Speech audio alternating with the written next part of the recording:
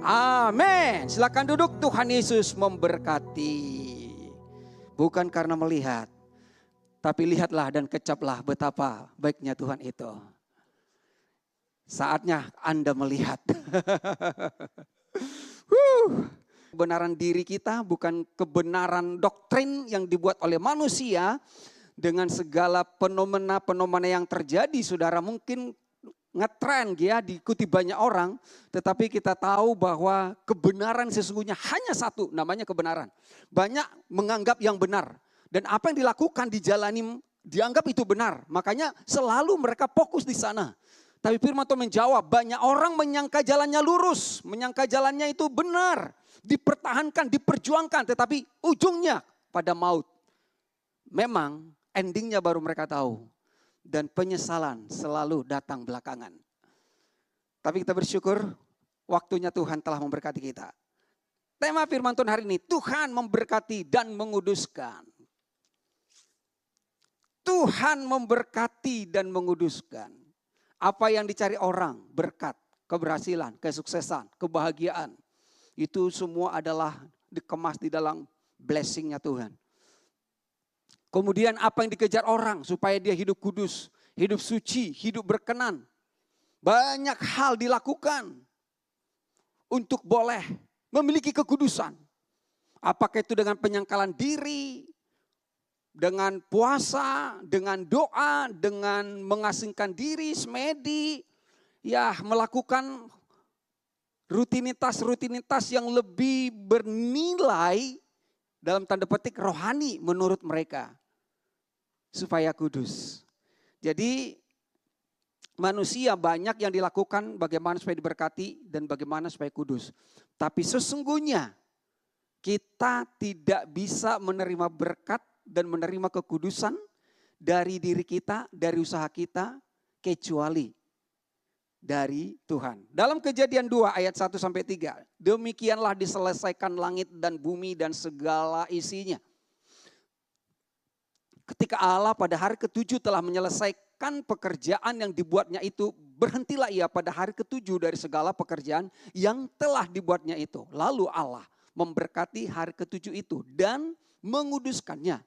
Karena pada hari itulah ia berhenti dari segala pekerjaan penciptaan yang telah dibuatnya.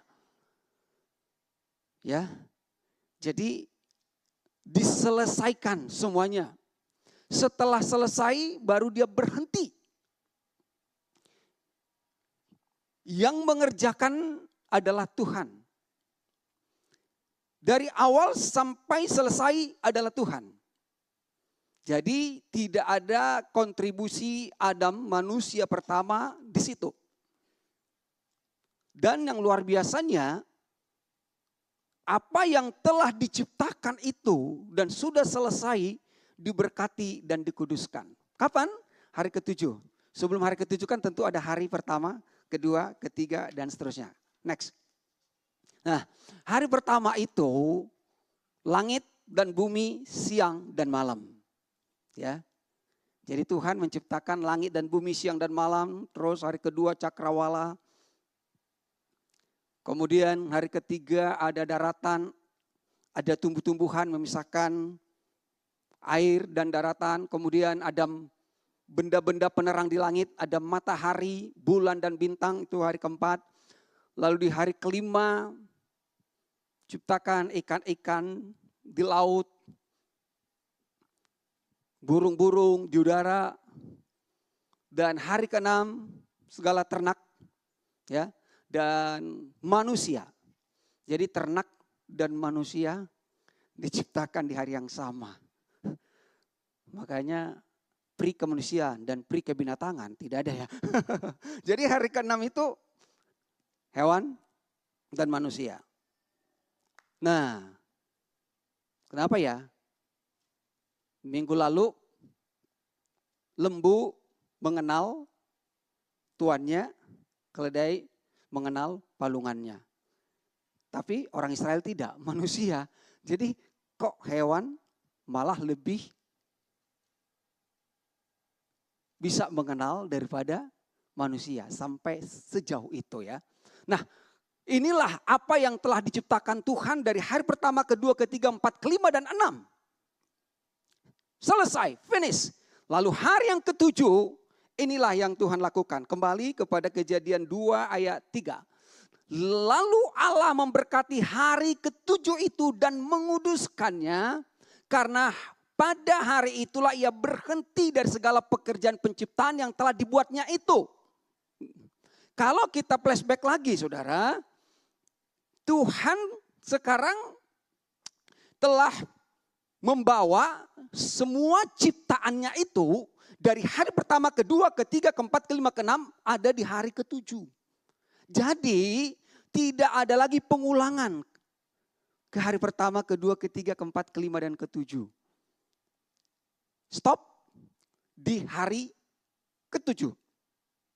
Maka dikatakan Tuhan memberkati hari ketujuh dan menguduskannya. Karena pada hari itulah ia berhenti. Tuhan tidak hanya menyelesaikan pekerjaan penciptaan itu. Bukan hanya selesai, tapi juga memberikan berkat khusus kepada hari ketujuh. Berkat khusus itulah yang telah disediakan Tuhan untuk kita semuanya. Ya. Hari ketujuh itu berbeda dengan hari-hari sebelumnya.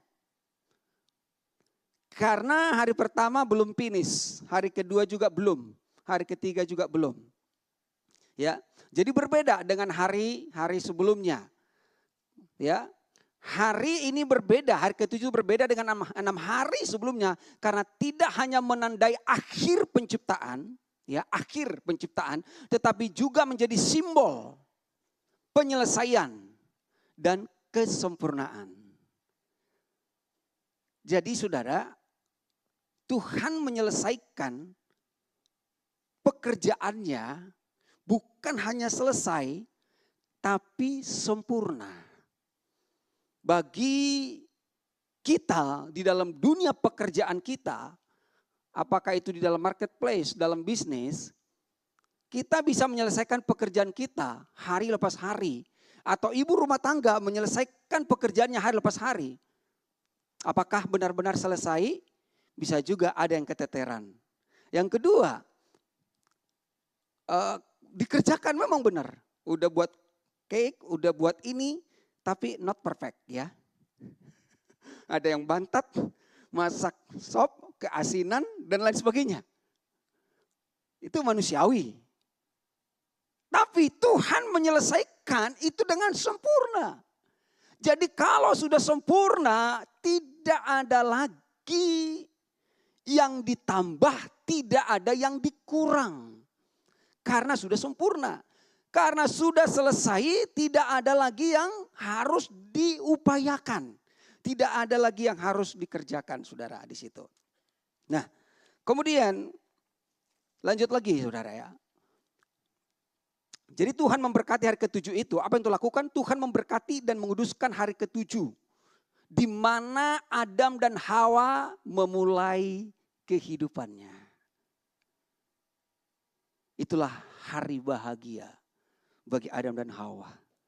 Today I will walk. Ya kan? Hari ini aku berjalan bersama dengan Tuhan. Di hari apa? Hari ketujuh. Hari apa itu? Hari yang diberkati dan hari yang dikuduskan. Disitulah Tuhan menempatkan Adam untuk memulai harinya.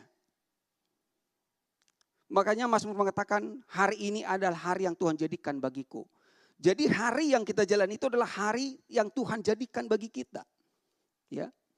Di hari ketujuh di mana Tuhan memberkati dan menguduskan hari itulah yang menjadi hari-harinya manusia. Hari-harinya Adam dan Hawa. Walaupun kadang-kadang kita melewati hari-hari yang menyulitkan ya. Hari-hari kata orang di luar sana sial lah dan lain sebagainya. Tapi bagaimana Tuhan tidak ada. Kadang saudara kepercayaan-kepercayaan tertentu pakai buku primbon gitu ya. Untuk meniti hari-hari yang baik. Kalau kau pesta itu jangan di hari Kamis loh. Harus hari begini gitu. Ayah saya seorang majelis, jadi dia punya almanak. Almanak itu adalah buku tentang hari-hari baik berdasarkan Alkitab juga sebenarnya. Jadi di kampung itu kalau ada orang mau buat pesta, itu datang. Nanya, hari apa dibuat pesta? Jangan hari Selasa, susah datang orang. Kenapa susah datang orang hari Selasa di kampung saya? Karena hari Selasa itulah hari pekan. Di mana orang pergi belanja untuk persiapan seminggu sekali. Jadi saya pikir, aduh ternyata bukan memang karena ada hari baik, hari buruk gitu ya. Tapi bagi manusia, bagi agamawi ada hari baik, ada hari buruk. Tapi bagi anak-anak Tuhan yang sudah mengenal kebenaran Tuhan, hari kita adalah hari yang selalu diberkati dan selalu dikuduskan Tuhan. Kemudian di dalam Kejadian 2:15, lihat situ ya. Tuhan Allah mengambil manusia itu dan menempatkannya dalam Taman Eden untuk mengusahakan dan memelihara taman itu. Jadi Adam itu memulai hari mereka dan meneruskan dan akan melanjutkan. Tidak ada akhir kehidupan daripada Adam sebenarnya. Yang dia awal Tuhan itu gak ada alfa dan omega, awal dan akhir, gak berakhir. Hari-harinya Adam itu sebenarnya tidak akan berakhir. Tapi nanti akan berakhir ya. Jadi Tuhan menempatkan di hari ke-7 itu gak akan ada akhir. Ya. Jadi Tuhan membuat Adam di sana untuk menjalani hari-hari yang diberkati dan dikuduskan. Dan hari-hari yang diberkati dan dikuduskan itu adalah tempatnya di mana? Di Taman Eden. Ya. Itu keren ya. Sempurnalah. Sempurnalah rencana Tuhan untuk manusia itu. Dengan hari-hari yang baik. Tidak ada hari sial, hari naas. Dan dengan tempat yang selalu diberkati oleh Tuhan. Tidak kena banjir, tidak kena gempa, tidak kebakaran dan lain sebagainya. Seharusnya gitu ya. Tapi karena akibat manusia tadi. Kemudian Tuhan menempatkan Adam dan Hawa di Taman Eden. Tempat di mana manusia itu diberkati dan dikuduskan. Saya pikir 2 poin ini cukuplah untuk kita hidup di dunia ini. Kita hidup di hari yang selalu diberkati dan dikuduskan Tuhan. Hari ini, besok dan lusa tetap harinya sama. Kalender kita yang berbeda, hari ini Minggu, besok Senin, terus lusa Selasa. Tapi di dalam Tuhan hari yang kita ini itu hari tetap hari Tuhan. Hari yang diberkati dikuduskan. Kemudian tempat di mana kita, Adam itu diberkati dikuduskan adalah di Taman Eden. Nah, kemudian di dalam Kejadian 3:9, tetapi Tuhan Allah memanggil manusia itu dan berfirman kepadanya, di manakah engkau?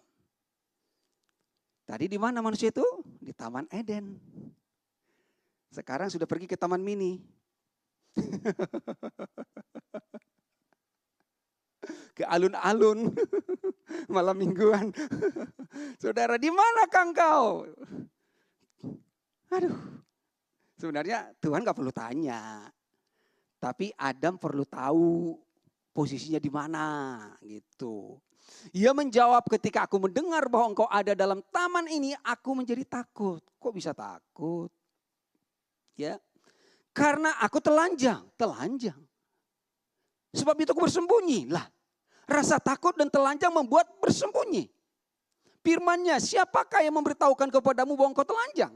Apakah engkau makan dari buah pohon yang kularang engkau makan itu? Nah, di manakah engkau?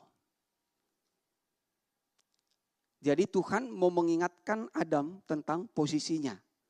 Bahwa Tuhan mengambil manusia itu dan menempatkan di Taman Eden. Di mana kamu? Di Taman Eden. Taman Eden itu apa? Engkau di sini selalu diberkati dan selalu dikuduskan. Walaupun apa yang terjadi dalam kehidupan Adam, tapi dari Tuhan bahwa Adam itu selalu diberkati dan dikuduskan sepanjang dia tahu posisinya di mana. Manusia ditempatkan di Taman Eden, di mana manusia itu diberkati dan dikuduskan. Tapi Adam udah gak paham lagi. Gagal paham. Gagal paham karena sudah memakan dari buah pohon pengetahuan tentang yang baik dan yang jahat. Nah, inilah yang Tuhan tempatkan bagi saudara saya, bahwa murid-murid Tuhan itu tempatnya di kerajaan sorga, di mana kita selalu diberkati dan dikuduskan. Jadi kita nggak perlu pergi ke Taman Eden, nggak perlu pergi ke Yerusalem, tapi ketika kita tinggal di kerajaan sorga, dimanapun kita di permukaan bumi ini, di Nusantara ini, kita selalu diberkati dan dikuduskan Tuhan. Ya, yang penting kita tahu di mana kita. Next, kita lihat lagi. Ia menjawab, ketika aku mendengar bahwa engkau ada di dalam taman ini, aku menjadi takut karena aku telanjang. Sebab itu aku bersembunyi. Firman-Nya, siapakah yang beritahukan kepadamu bahwa engkau telanjang? Apakah engkau makan dari buah pohon yang kularang engkau makan itu? Aku takut karena aku telanjang. Kenapa takut? Barulah dia tahu dosa. Dosa membuat manusia takut. Aku telanjang, aku tidak layak. Bukankah itu? Ketika kita merasa berdosa, maka kita langsung merasa tidak layak. Itulah pengetahuan tentang baik dan jahat. Itulah agamawi, saudara ya. Dan Tuhan mengatakan, siapa yang beritahukan kepadamu bahwa kau telanjang? Siapa? Siapa yang ngajarin? Kamu ikut seminar di mana? Belajar tentang telanjang. Siapa yang bilang? Ya nabi palsu. Siapa nabi palsunya? Iblis. Makanlah. Kamu akan jadi serupa dengan Allah. Dia tertipu kan? Menjadi takut karena apa? Ajaran agamawi. Itu saudara ya. Siapa yang beritahukan? Kita tidak layak. Bukankah ajaran agamawi? Makanya tiap hari kita berdoa, ampunilah kami Tuhan, ampuni dosa kami, yang kami sengaja, yang tidak kami sengaja, ampuni bangsa ini, semua minta diampuni, diampuni, diampuni. Sebelum maju ke mimbar ini, layakkan aku Tuhan, kuduskan aku untuk masuk ke ruang kudus-Mu. Itu yang siapa? Kenapa kita minta ampun? Karena kita merasa berdosa. Kenapa kita minta dilayakkan? Karena kita merasa tidak layak, kita telanjang, kita takut. Siapa yang bilang? Yaitu pemimpin-pemimpin kita dari dulu. Dan itu juga sekarang ini banyak ibadah yang diselenggarakan begitu wow. Tapi mereka pasti datang juga untuk pengakuan dosa. Dia masih bersembunyi seperti Adam dan Hawa. Aku takut menjauh dari Tuhan, saudara. Siapa yang bilang? Pengajaran, saudara, doktrin manusia. Pendeta, padahal pendeta itu sendiri juga sama. Bilang kudus kamu ya, padahal dia sendiri kudisan. Jangan berdosa. Gak akan bisa saudara ya. Oke. Jadi itu yang memberitahukan kepada Adam itu adalah nabi palsu. Sehingga dia menjadi takut karena ajaran agamawi. Kemudian kita lihat lagi, dan Tuhan Allah membuat pakaian dari kulit binatang untuk manusia itu dan untuk istrinya, lalu mengenakannya kepada mereka. Kenapa? Karena Adam ngakunya kan telanjang. Lah udah Tuhan kasih pakaian dari kulit binatang. Dan pakaian itu Tuhan yang membuatnya, bukan Adam. Apakah Adam berusaha untuk menutupi ketelanjangannya? Yes. Dari mana? Pengetahuan. Dia tahu bahwa tidak baik manusia itu telanjang. Itulah pengetahuan tentang yang baik dan yang jahat. Dia tahu yang baik, tapi tidak bisa melakukan yang baik. Dia tahu yang jahat, tapi tidak bisa menghindari yang jahat. Itulah siklus manusia berputar-putar di situ terus. Sampai akhir hidupnya. Tahu yang baik, tapi tidak bisa melakukan yang baik. Setiap kali aku ingin melakukan yang baik, justru sebaliknya yang kulakukan. Itu kata Paulus, kalau kita masih pakai mindset agamawi.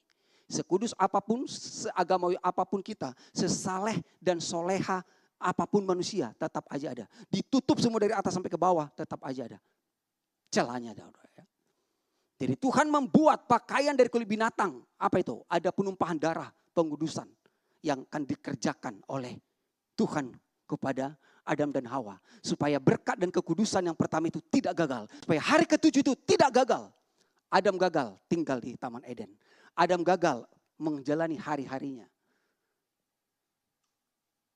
Itu dari pihak Adam, tapi dari Tuhan tidak. Makanya Tuhan tidak pernah gagal. Lihat loh. Penebusan Kristus akan datang nanti. Ada membuat cawat dari daun ara, usaha manusia. Perbuatan agamawi. Cuma daun ara yang tak lama juga akan kering. Rapuh. Itulah kehidupan agamawi kan. Udah KKR, segar. Tak lama kemudian kering. Udah kering lagu, mengalirlah kuasa Roh Kudus. Udah hilang lagi, kering. Gitu-gitu aja saudara, rapuh, akhirnya hilang. Bahkan sudah nggak percaya Yesus lagi. Ya kan, itu saudara lihat di dunia nyata kan, saudara. Karena apa? Dia masih pakai cawat dari daun ara, buatan manusia. Jadi buatan manusia itu semua tidak ada artinya karena kesalehan manusia seperti kain lapuk. Tidak ada artinya saudara ya. Nah, jadi Tuhan membuat pakaian bagi mereka. Dan Tuhan mengenakan. Artinya apa? Tuhan yang menguduskan. Dan tidak ada usaha perbuatan Adam di situ. Kita lihat nanti bagaimana rangkaian selanjutnya ya. Lalu kita lihat bagaimana orang yang merasa tidak layak ada di dalam kitab perjanjian baru. Seperti Adam itu, kata anak itu kepadanya, ini adalah anak yang hilang, anak bungsu. Bapa, aku telah berdosa terhadap sorga dan terhadap Bapa. Aku takut, aku telah berdosa. Aku telanjang. Aku tidak layak, itu kata Adam, ya. Dan anak ini juga berkata, aku telah berdosa, aku takut. Aku berdosa terhadap sorga dan terhadap Bapa. Terhadap sorga, terhadap Bapa, itu berapa kali lapis itu dosanya saudara. Aku tidak layak lagi disebutkan, ya kan sama. Aku berdosa, aku tidak layak. Kenapa aku tidak layak? Kamu telanjang. Karena anak itu telanjang, dia tidak pakai kasut lagi, compang-camping dia pulang ke rumah bapaknya. Saudara ya, aku tidak layak lagi disebutkan anak Bapa. Makanya Tuhan bilang sama dia, siapa yang bilang kamu telanjang? Tuhan tetap tidak memandang Adam telanjang dan Tuhan tidak menghukum Adam dengan ketelanjangannya dan juga Tuhan tidak menghakimi Adam. Tapi Tuhan tetap mengasihi dan merangkul dia. Inilah kebenaran yang sesungguhnya saudara. Ya. Tetapi ayah itu berkata kepada hamba-hambanya, lekaslah bawa kemari jubah yang terbaik, pakaikanlah itu kepadanya dan kenakanlah cincin pada jarinya dan sepatu pada kakinya. Dan ambillah anak lembu tambun itu, sembelilah dan marilah kita makan dan bersukacita. Sebab anakku ini telah mati dan menjadi hidup kembali, ia telah hilang dan didapat kembali. Maka mulailah mereka bersukaria. Aku telah berdosa. Aku tidak layak lagi disebut anak Bapa. Dari mana anak ini tahu? Ya dari majikannya dong. Dari bosnya. Siapa bosnya? Siapa majikannya? Juragan babi. Dia kan kerja memberikan makan ternak babi. Babi itulah binatang najis bagi orang Yahudi. Makanya Tuhan bilang, kau najis loh, kamu. Seperti ini nih. Kamu sama, kamu najis, kamu berdosa, kamu tidak layak. Itulah yang disampaikan kepada si anak ini. Sehingga dia bilang, aku berdosa, aku tidak layak lagi disebut anak Bapa. Langsung turun derajatnya. Itu parah banget loh saudara. Kayaknya di dalam pelajaran kita gak ada ya di sekolah gitu. Itu anaknya udah kelewat nakalnya sehingga tidak boleh lagi tuh anak. Mungkin ada ya yang agak-agak unik begitu ya. Mau dihapus dari kakak, boleh aja dihapus dari kakak. Tapi DNA-nya tidak akan pernah. Itu kan manusia melakukan. Gak akan bisa. Gak ada mantan anak dimanapun di dunia ini. Sekali anak selamanya anak. Karena itu adalah soal DNA-nya. Hubungan darahnya saudara ya. Kalau emosional itu bisa berubah-ubah. Kadang dibilang tidak anak lah, kadang dibilang apalah macam-macam. Ya.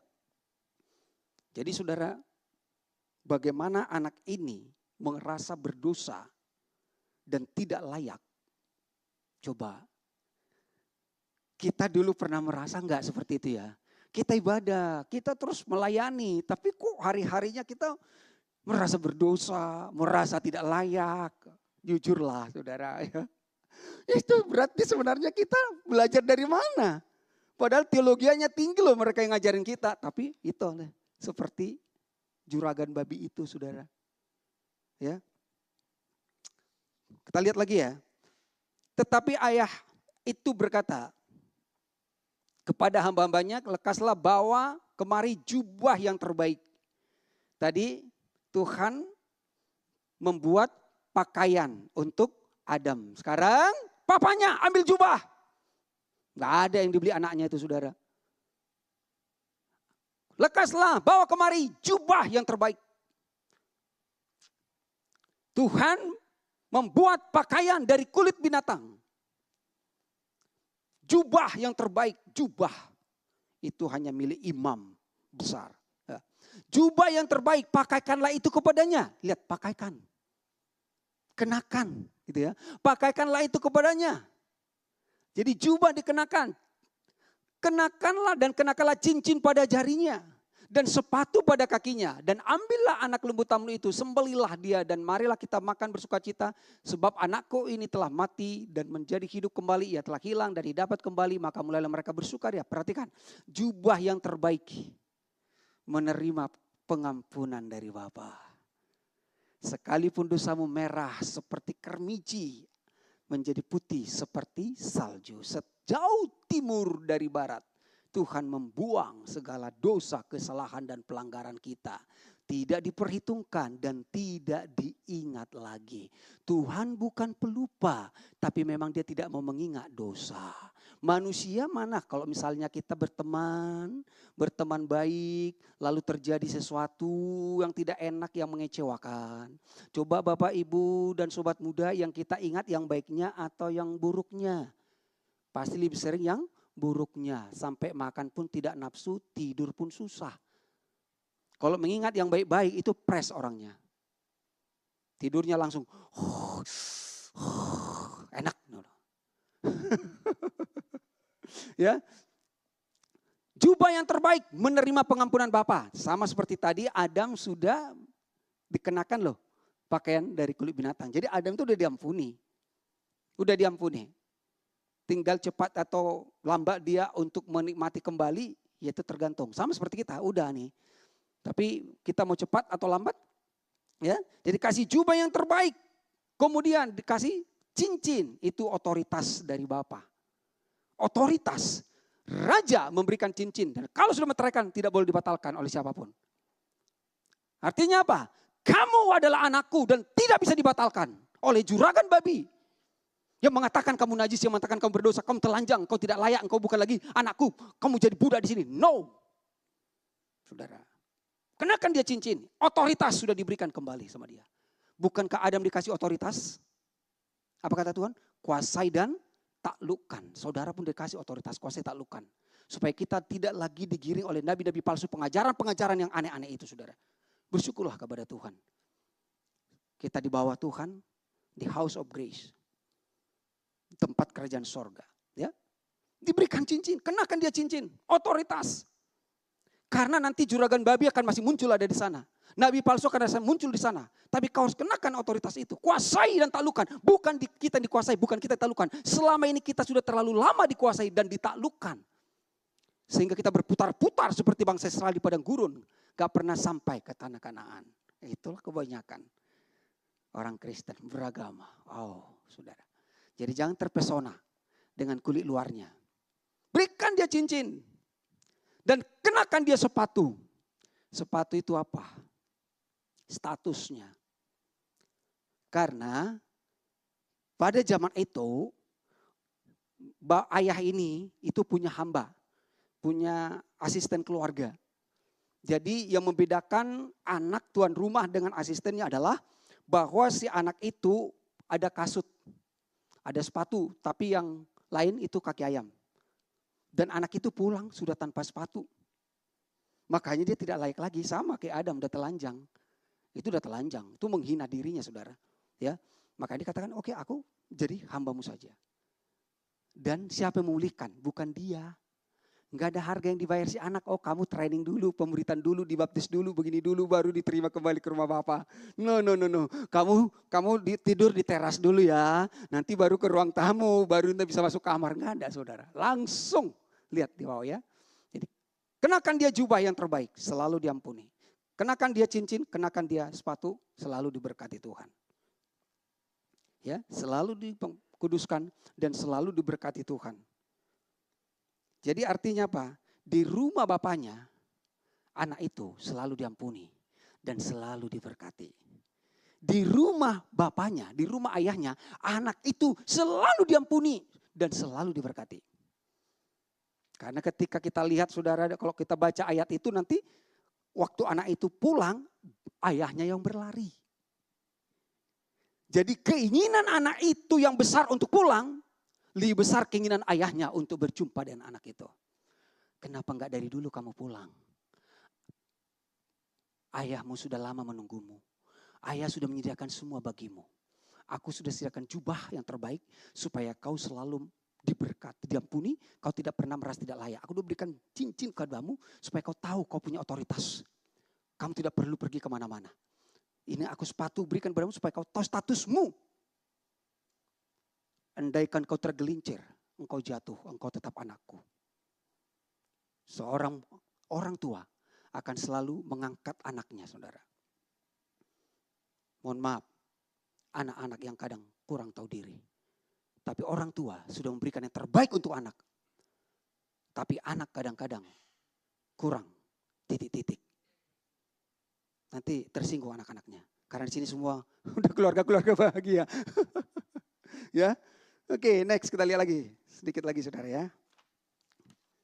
Nah, Tuhan memberkati dan menguduskan.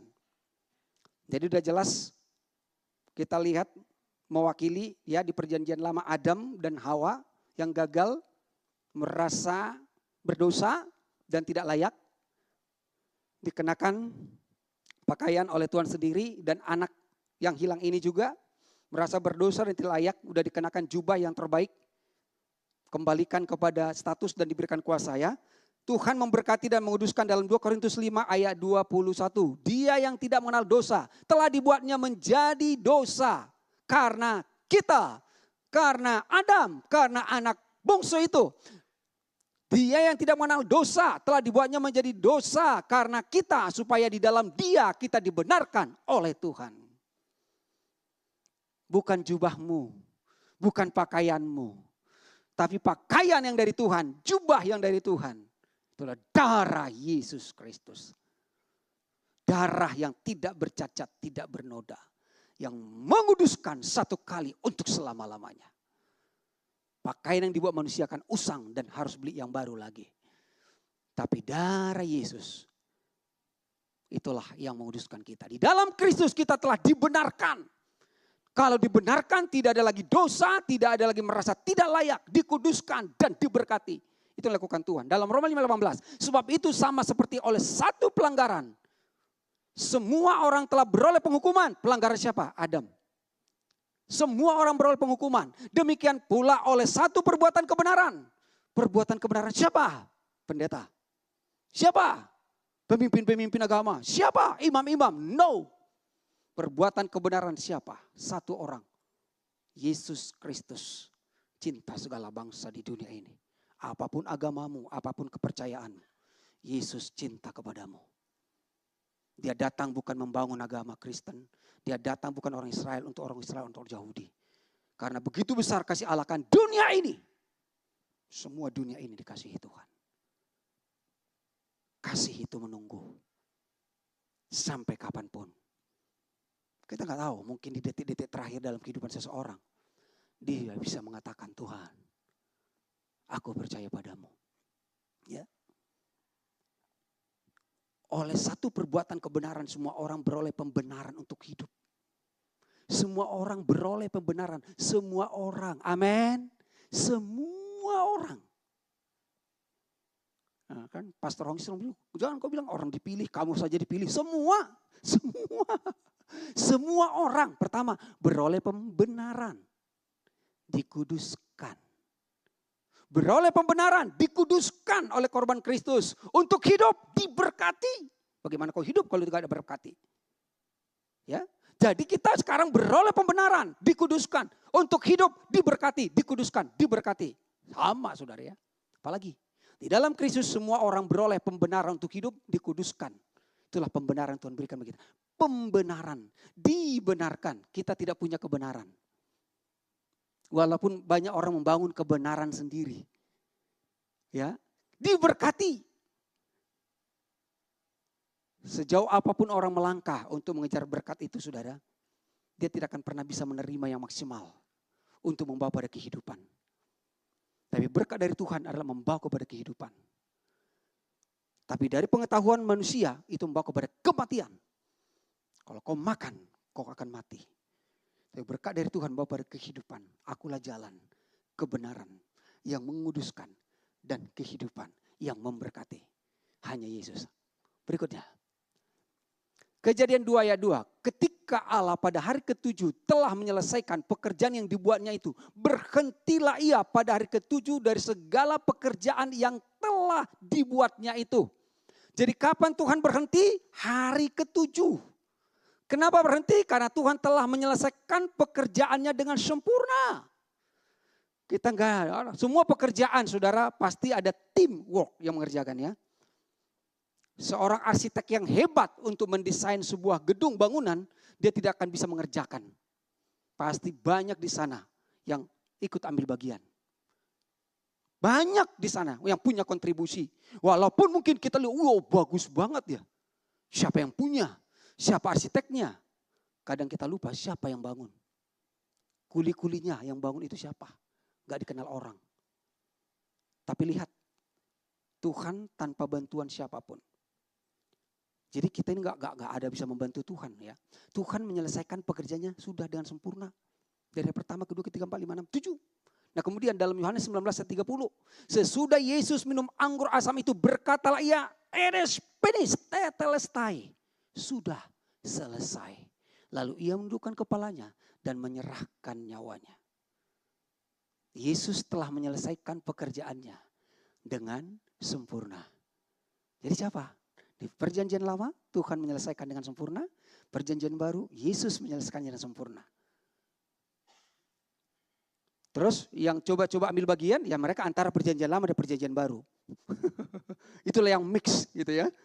Saudara lihat tuh. Yesus sudah menyelesaikan, sudah selesai. Selesai dengan sempurna. Tuhan juga sudah menyelesaikan dengan sempurna, tapi manusia bisa merusak. Adam yang merusak, tapi Tuhan tidak gagal. Dia tidak pernah gagal, makanya rancangan itu gak pernah gagal. Kamu gagalkan, kamu coba gagalkan, bukan Tuhan yang gagal, kamu yang gagal. Tuhannya tidak gagal, Adamnya yang gagal. Hidup di dalam berkat dan kekudusan Tuhan. Tapi kan Tuhan tetap mengasihi. Nah sekarang Tuhan sudah menyelesaikan dengan sempurna dan Yesus juga sudah menyelesaikan dengan sempurna untuk kita. Kemudian Kejadian 2:3, lalu Allah memberkati hari ke-7 itu dan menguduskannya. Karena pada hari itulah ia berhenti dari segala pekerjaan penciptaan yang telah dibuatnya itu. Tuhan memberkati dan menguduskan. Jadi apa yang telah dikerjakan dengan selesai dan sempurna itu diberkati dan dikuduskan. Apalagi mau kita cari sobat. Sudah diberkati dan dikuduskan. Dalam Lukas 23. Yesus berkata, ya Bapa ampunilah mereka sebab mereka tidak tahu apa yang mereka perbuat. Apa yang Yesus lakukan? Menguduskan. Tuhan menguduskan, Yesus menguduskan, Bapa menguduskan lewat karya Kristus. Ya. Lalu ia berkata, Yesus ingatlah akan aku apabila engkau datang sebagai Raja. Kata Yesus kepadanya, aku berkata kepadamu, sesungguhnya hari ini juga engkau ada bersama-sama dengan aku di dalam Firdaus. Tuhan membawa kita kemana? Tuhan menempatkan Adam dan Hawa di Taman Eden. Lalu Yesus membawa saudara ke Firdaus. Itulah tempat kita. Jangan mati dulu. Kadang kan orang berpikir itu mati dulu nanti baru menikmati semuanya. Ada saudara pemahaman begitu, gak apa-apalah. Meskipun saya susah, Menderita dalam dunia. Menderita dalam dunia, yang penting masuk surga. Nah, kalau sudah menderita dalam dunia belum tentu juga masuk surga. Paling apes lagi nanti hilang dunia. Syukur-syukur masuk surga gitu ya. Kalau gak masuk surga gimana lagi gitu loh. Baru dia nanti tuh aku tertipu katanya, aku terjebak oleh rayuan ini para pemimpin agama ini ya. Kemudian kata Yesus kepadanya, aku berkata kepadamu sesungguhnya hari ini juga engkau bersama-sama di Firdaus ya. Jadi melalui pengorbanan Yesus kita diampuni dan diberkati. Gak boleh berkurang, itu sudah paket saudara. Tuhan tidak hanya menguduskan kita, tapi dia memberkati. Tuhan tidak hanya memberkati, tapi menguduskan banyak orang mencari berkat. Berkat-berkat di mana-mana. Testimoni tadi 1 mobil sekarang jadi 4. Tadi perusahaan saya sudah bangkrut, sekarang malah buka cabang. Tadi istri saya cuma 1, sekarang puji Tuhan sudah buka cabang juga jadi 3. Jadi saudara, bukan hanya blessing, tapi Tuhan itu memberikan itu sempurna. Gak bisa dipisahkan berkat dan kekudusan, itu satu. Karena itu ada satu tempat, ya, itu ada satu tempat. Taman Eden, Taman Firdaus. Dan kita lihat lagi berikutnya di mana itu saudara. Kejadian 2:15. Tuhan Allah mengambil manusia itu dan menempatkannya dalam Taman Eden untuk mengusahakan dan memelihara taman itu. Adam dan Hawa diberkati dan dikuduskan di Taman Eden. Maka Tuhan bilang, di manakah engkau? Kalau Adam tahu aku di Taman Eden, yes, oke. Lanjutkan hari-harimu. Walaupun kau sudah gagal, kau makan, no problem. Tuhan bisa ubah semuanya. Yang penting kamu mesti tahu bahwa kamu ada di sini bersama dengan aku. Betul ya? Engkau bersama dengan aku. Ada dulu seorang penginjil cukup terkenal dan dulu ya. Saya idolakan juga zaman-zaman itu ya. Cukup radikal, sudah terkenal. Beberapa waktu yang lalu beliau sudah meninggal.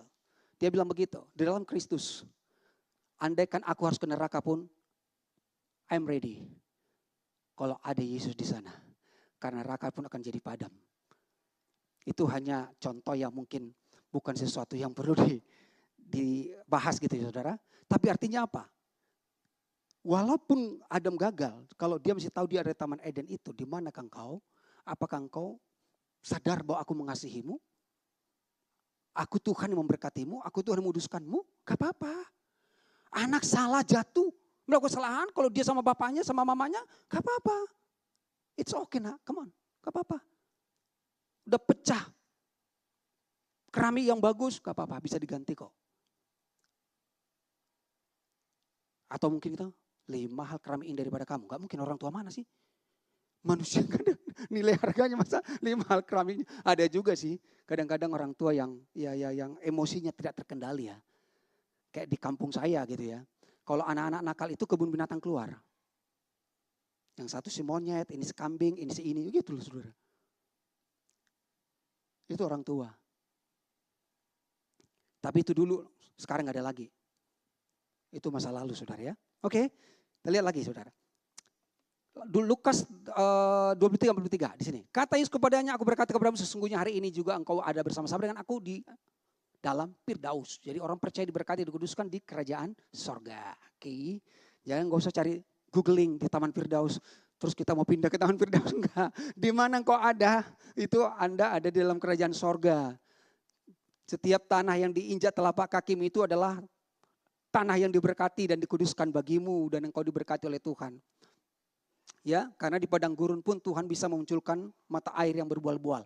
Oke, jadi saudara, Adam dan Hawa dikuduskan diberkati Taman Eden. Kita sekarang anak-anak Tuhan, orang percaya itu yang benar-benar menerima kasih Kristus, kita diberkati dan dikuduskan di dalam kerajaan sorga. Itulah tempat kita.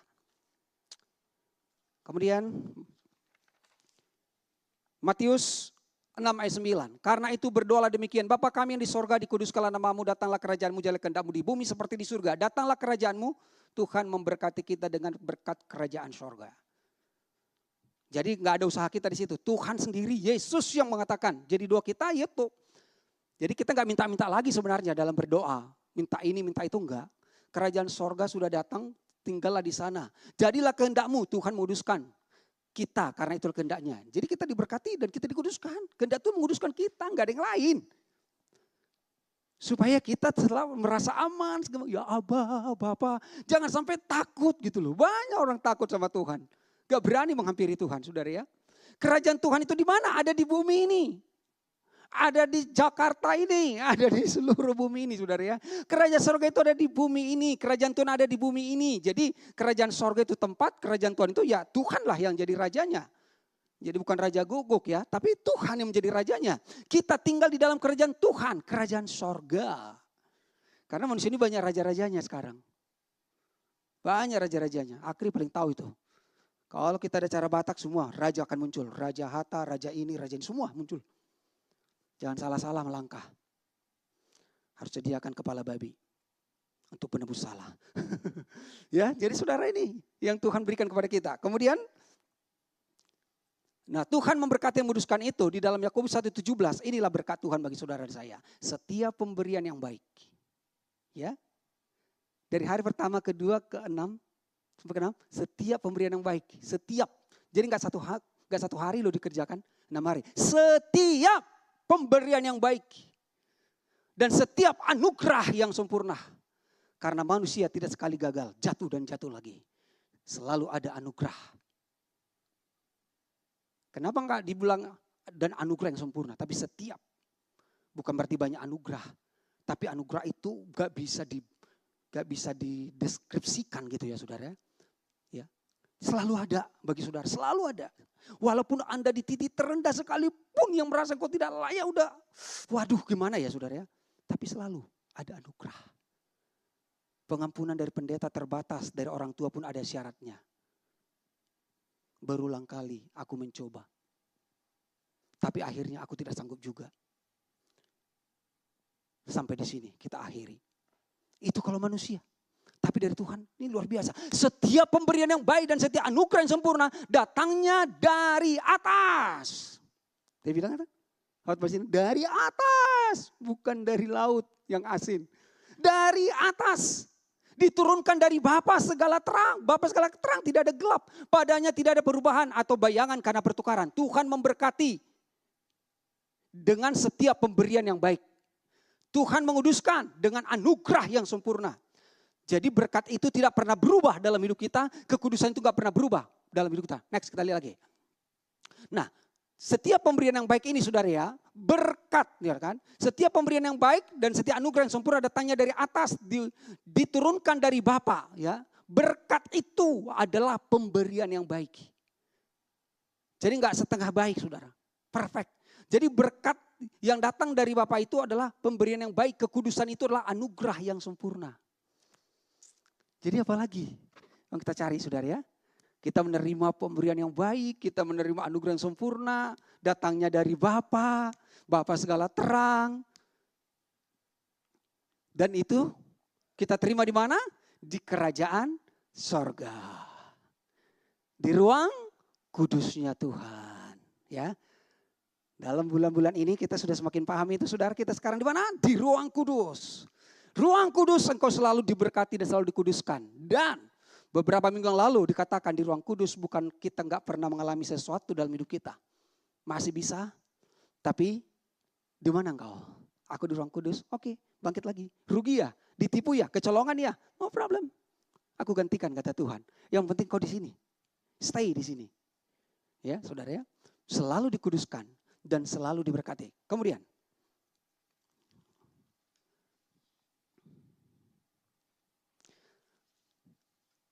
Tidak ada perubahan. Karena bayangan atau pertukaran. Pada Tuhan tidak ada perubahan. Adam yang berubah. Bersembunyi dari Tuhan. Kain yang berubah. Anaknya si Adam. Tuhan mengasihi Kain loh. Ketika dia berniat untuk membunuh adiknya Habel. Halo. Bagaimana dengan kamu Kain? Kenapa mukamu muram? Apakah wajahmu tidak akan berseri-seri kalau kau berbuat baik? Aku kan sudah memberikan setiap pemberian yang baik. Harusnya wajahmu berseri-seri dong menerima yang baik. Hati-hati ya. Tuhan udah bilang hati-hati. Dosa sudah mengintai. Tapi kau harus berkuasa atasnya. Luar biasa saudara. Ada otoritas kok diberikan Tuhan. Kau harus berkuasa, jangan kau dikalahkan. Tapi Kain gagal. Lalu dia pergi menjauh dari Tuhan. Dia pergi ke kota Not. Not itu adalah artinya mengambang seperti gabus. Dan gak jelas hidupnya. Seperti Petrus dulu ya. Simon itu seperti lalang. Jadi nggak jelas, makanya sebentar semangat, sebentar menyangkal gitu saudara. Itu dia. Kita lihat berikutnya. Nah, kita selesaikan saudara ya. Sebab apa yang engkau berkati, ya Tuhan, diberkati untuk selama-lamanya. Ya. Siapa yang memberkati? Sebab apa yang engkau berkati, ya Tuhan, diberkati untuk selama-lamanya. Berkat Tuhan kepada kita tidak berubah. Kenapa? Karena sudah sempurna. Yang sempurna tidak perlu berubah dan tidak akan berubah dan tidak pernah berubah. Ya. Apa yang diberkati oleh Tuhan? Tuhan sudah memberkati dari hari ke-7 sampai sekarang ini. Tuhan Yesus sudah mengembalikan berkat itu kepada kita. Mengembalikan kita ke hari ke-7, mengembalikan kita ke kerajaan surga. Dan Roma 11:9, sebab Allah tidak menyesali kasih karunia dan panggilannya. Tuhan yang menciptakan Adam. Tuhan tidak pernah gagal. Walaupun Adam melenceng. Dan Tuhan bukan berarti Tuhan tidak tahu. Di dalam kemahatauan Tuhan. Dia tahu akan apa yang terjadi dalam Adam. Tapi lihat. Tuhan tidak menyesali kasih karunia-Nya. Jadi berkatnya itu tetap selamanya. Pengampunannya itu tidak akan disesali. Kalau manusia kadang, nyesal ya, udah diampuni malah melunjak loh.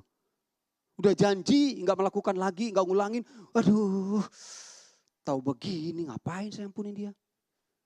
Mendingan putuskan saja. Tapi tidak saudara, Tuhan tidak menyesali kasih karunia-Nya. Kekudusan Tuhan dalam kita tidak berubah karena sudah sempurna. Kita pasti berubah-ubah loh. Saya juga. Dosa itu hamartia, melenceng. Kita macet marah pun itu sudah hamartia. Saudara ngomong yang tidak bagus pun itu sudah hamartia. Walaupun lagunya di mobilnya, ku telah mati dan Tuhan begitu, buruan lo. Kita udah hamartia. Jadi setiap hari kita bisa melenceng. Terlambat dalam pekerjaan, dalam apapun itu juga udah melenceng. Artinya apa? Kita masih melakukan itu setiap hari. Tapi Tuhan tidak menyesali kasih karunia-Nya. Kekudusan Tuhan di dalam kita tidak pernah berubah. Walaupun kita berubah-ubah. Gitu loh saudara. Bukan berarti mau kasih sayang kepada saudara, oke silakanlah. Jalani aja hidup seperti apa, tidak. Karena saudara kan tetap juga tidak nyaman dengan kehidupan yang tidak sinkron dengan kebenaran Tuhan. Jadi jelas Tuhan tidak menyesali kasih karunia-Nya. Luar biasa ya. Kayak ayah itu kan gak nyesal lu sama anaknya itu. Waduh udah minta warisan, udah compang-camping, mungkin banyak lagi hutangnya sama juragan babi itu harus dibayarin papanya, tapi gak disesali itu. Gak ada sukacita yang besar yang terjadi. Jadi itulah yang terjadi bagi kita saudara. The last point, Tuhan memberkati dan menguduskan, inilah conclusionnya. Tuhan telah menyelesaikan pekerjaannya dengan sempurna. Percayalah Bapak Ibu, Tuhan sudah menyelesaikan pekerjaan dengan sempurna. Yesus juga sudah menyelesaikan pekerjaannya dengan sempurna. Jadi gak ada lagi yang mau saudara cari. Tuhan memberkati dan menguduskan pada hari ke-7 dan kita sudah hidup di hari ke-7, hari selalu diberkati dan dikuduskan. Melalui pengorbanan Yesus kita diampuni dan diberkati. Ya, melalui pengorbanan Yesus kita telah diberkati dan diampuni. Adam dan Hawa ditempatkan di Taman Eden, tetapi murid Tuhan ditempatkan di kerajaan sorga di ruang kudus. Jadi kita tempatkan di kerajaan sorga di ruang kudus, tempat di mana kita selalu dikuduskan dan diberkati. Tuhan memberkati dan menguduskan kita. Amin, kita berdoa. Terima kasih Tuhan untuk anugerah-Mu yang sempurna.